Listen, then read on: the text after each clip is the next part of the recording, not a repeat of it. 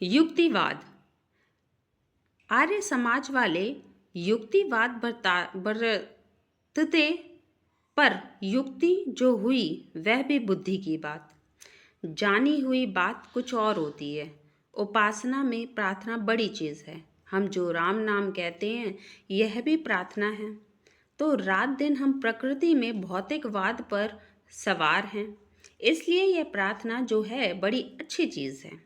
प्रकृति को आराधन करने से जो अत्यंत प्राकृतिक बलवान, पर भगवान को याद करने से अध्यात्म जागृति हो जाए। इसका यह अर्थ नहीं कि आपकी संसारी यात्रा खराब हो जावे।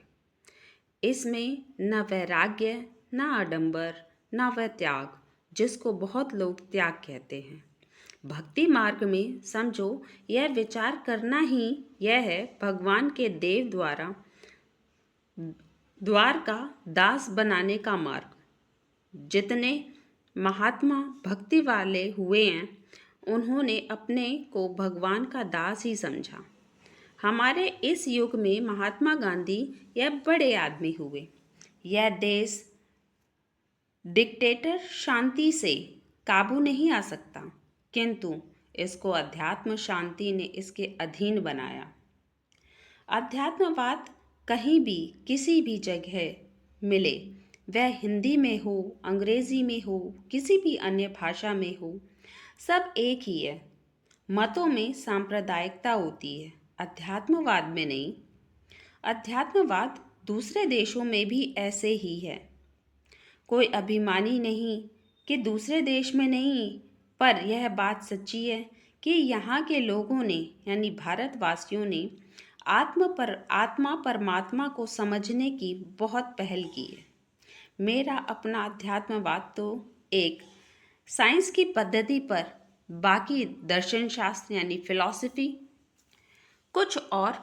इसमें दर्शनवाद में गहराई बहुत नहीं है। अध्यात्म विद्या में वैज्ञानिकता पूर्ण रूप से है। अनुभव करने पर शास्त्र वर्णित बातें समय मालूम होती हैं। रामोपनिषद कहता है कि राम नाम के शब्दोच्चारण से कल्याण हो जाता है। एक बार के कहने से मन मुक्ति हो जाती है।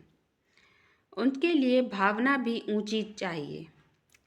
भावपरायण होकर जप करने से आत्मा ऊंचे लोगों को स्पर्श करता है। महर्षि लोग कोई अनुमान करने वाले नहीं थे। उन्होंने जो कुछ भी वर्णन किया है वह अनुभव करके किया है। उपनिषदकार मतवादी नहीं थे, उन्होंने अपने अनुभव वर्णन किए हैं। असली अग्निहोत्र अपनी व्रतियों को हृदय की अग्नि में होम करता है। भारतवर्ष का अध्यात्मवाद मौलिक है और सर्वत्र विस्तृत हुआ है। इसमें वर्णित सच्चाइयाँ गणित शास्त्र के समान ठीक हैं। हमारा ध्येय सत्य है, उसका जानना ज्ञान से होता है। यह आत्मा अपने स्वरूप को पाकर खिल